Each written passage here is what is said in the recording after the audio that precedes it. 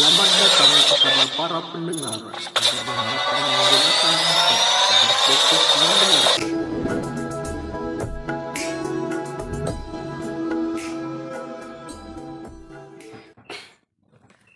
Bismillahirrahmanirrahim. Assalamualaikum warahmatullahi wabarakatuh. Saya Farizan Nur dengan NIM 2522200.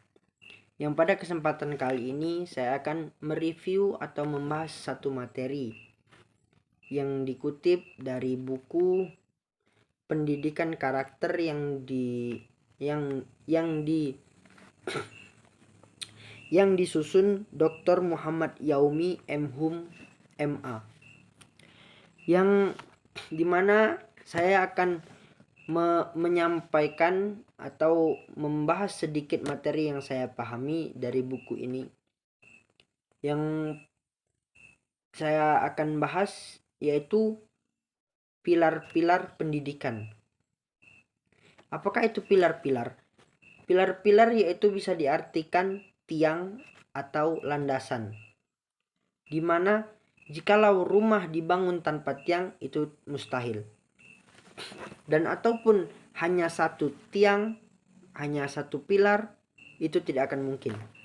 Jadi pada kesempatan kali ini saya akan membahas pilar-pilar pendidikan yang dikutip dari teori karakter Cons. Yang pertama yaitu amanah. Amanah dalam bahasa Arab yaitu dalam bahasa Arab yang artinya yaitu dapat dipercaya. Jadi amanah di sini diartikan yaitu kita dapat dipercaya oleh orang lain, di mana kita membangun kepercayaan yang tinggi terhadap orang lain. Bagaimana cara kita membangun kepercayaan terhadap orang lain itu?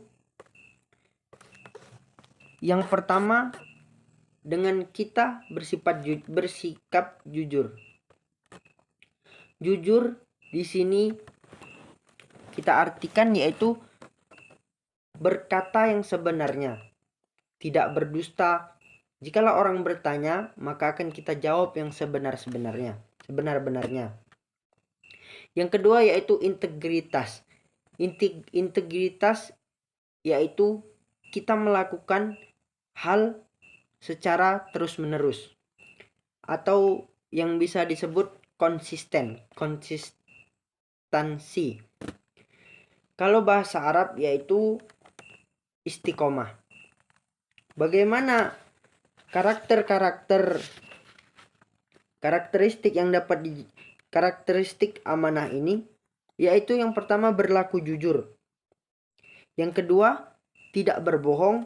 Dan yang ketiga, jadilah terpercaya satu kata dan perbuatan. Kita di sini untuk jujur, baik itu perbuatan maupun perkataan.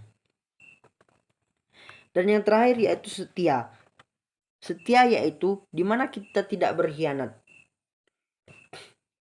Kita tidak bermuka dua, baik itu kepada guru, orang tua, maupun teman sekalipun. Dan apa pilar yang kedua? Yang kedua yaitu rasa hormat. Di sini rasa hormat atau respect merupakan cara merasakan dan berperilaku. Kalau kita artikan, rasa hormat yaitu penghormatan atau pemuliaan kita terhadap orang lain. Bagaimana kita menghormati orang lain, baik itu guru, orang tua, maupun teman yang lebih tua daripada kita. Sikap ini sangat cocok, sangat bagus untuk diajarkan kepada anak-anak kita sejak dini. Bagaimana nantinya anak-anak kita bisa menghormati orang yang lebih tua, tidak melawan, dan yang lain-lain. Dan bagaimana karakteristik orang karakteristik rasa hormat ini yaitu memperlakukan orang lain dengan hormat, baik yang muda, yang kecil, dan tidak menghina orang lain karena itu kekurangannya ataupun karena kita tidak suka dengan dia. Dan pilar yang ketiga yaitu tanggung jawab. Tanggung jawab di sini yaitu responsibility atau tugas kewajiban kita. Kewajiban kita yaitu tanggung jawab. Dimana ketika orang memberikan tanggung jawab kepada kita, maka kita harus amanah. Nah, bagaimana karakteristik orang yang tanggung jawab ini? Yaitu melakukan sesuatu yang harusnya dilakukan. Seperti orang meminta tolong kepada kita untuk menyampaikan sesuatu kepada orang lain. Nah, itu harus kita sampaikan. Begitulah karakteristik orang-orang amanah. Yang kedua yaitu mempertimbangkan dan memperhitungkan setiap perbuatan yang akan kita lakukan. Seperti kita bermain-main. Nah, kita memikirkan apa yang akan kita dapat dengan kita bermain-main tersebut. Nah, pilar-pilar selanjutnya yaitu keadilan. Adil. Di mana di sini kita bersifat adil? Adil yaitu kita tidak pilih kasih terhadap orang lain, terhadap orang yang kita sukai, baik itu keluarga maupun adik maupun apa. Misal kita dalam suatu organisasi, nah kita harus adil, dimana kita tidak memilih sepihak. Nah, jikalau itu benar, maka harus dikatakan yang ini benar. Bagaimana karakteristik orang-orang yang bersifat adil ini? Yaitu melakukan tindakan untuk memutuskan sesuatu sesuai aturan. Yang saya katakan tadi, tidak memilih tidak memilih sepihak, baik itu adik kita, keluarga kita, maupun siapapun itu.